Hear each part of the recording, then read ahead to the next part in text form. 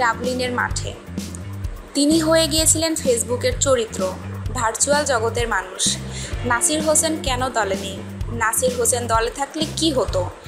নাসির হোসেন কার ইচ্ছা অনিচ্ছায় দলে নেই? সামাজিক যোগাযোগ মাধ্যমে আরও কত আলোচনা। সেই নাসির অবশেষে সুযোগ পেলেন আয়ারল্যান্ড সিরিজের দল আর চ্যাম্পিয়ন্স ট্রফির স্ট্যান্ড বাই তালিকায়। সেই নাসিরকে ডাবলিনে কাল দেখা গেল বাংলাদেশ দলের সেরা 11তেও। কিন্তু নাসির কি নাসিরের মতো ফিরলেন? মুশফিক মাহমুদুল্লাহর জুটিতেই বাংলাদেশ ম্যাচ জিতে যাওয়ায় নাসিরকে ব্যাটিংয়ে নামতে হয়নি। তবে নিউজিল্যান্ড ইনিংসের একেবারে শুরুতে ক্যাচ ফেলে প্রত্যাবর্তন ম্যাচের শুরুটা ভালো হয়নি তার।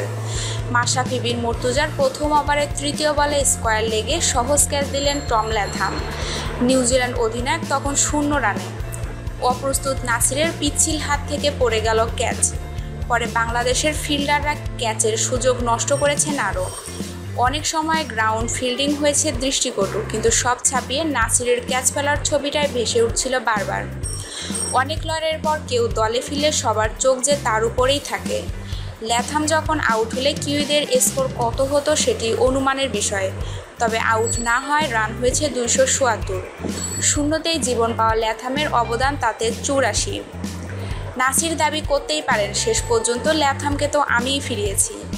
অবশ্যই ল্যাথামকে বোল্ড করেছেন। তার আগে নীল ব্রুমকে আউট করে দ্বিতীয় উইকেটে তাদের 133 রানের জুটিও ভেঙেছেন নাসির, যার ফলে ইনিংসের প্রথম ওভারেই ল্যাথামের ক্যাচ ফেলেছিলেন সেই মাশরাফি। সেই স্কোয়ার লেগে দাঁড়িয়েই ব্রুমের ক্যাচ নিয়ে নাসিরকে উপহার দেন প্রথম উইকেট।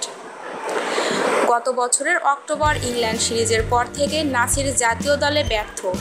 বাতাসে ভাসতে থাকে অনেক গুঞ্জন। কোচ চন্ডিকা হাথুরু সিংহের পছন্দের তালিকায় নেই বলে দলে নাসিরের সুযোগ হচ্ছে না। বিসিবি সভাপতি নাজমুল হাসানও নাকি সন্তুষ্ট নন তার উপর, যার কোনোটাই নাসিরের জন্য স্বস্তির কিছু ছিল না। এক পর্যায়ে তিনি নিজেও মানতে শুরু করেছেন, জাতীয় দলে ফিরতে হলে আগে কি করেছেন সেসব আঁকড়ে থাকলে লাভ নেই। তার দরকার একটা নতুন সুযোগ, যা দিয়ে আবারও পা রাখতে পারবেন আন্তর্জাতিক ক্রিকেটে।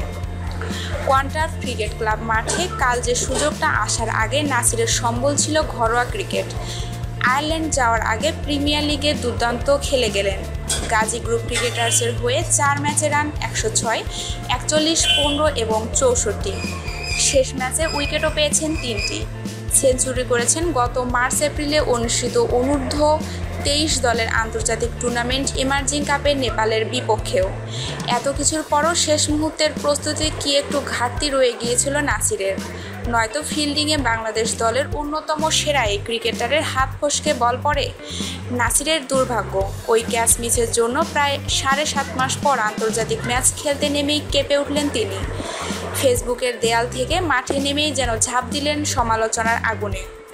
9 ওভারে 47 রানে 2 উইকেট, এমন বোলিংও ঢাকা পড়ে যাচ্ছিল ল্যাথামকে দেওয়া জীবনের ছায়া।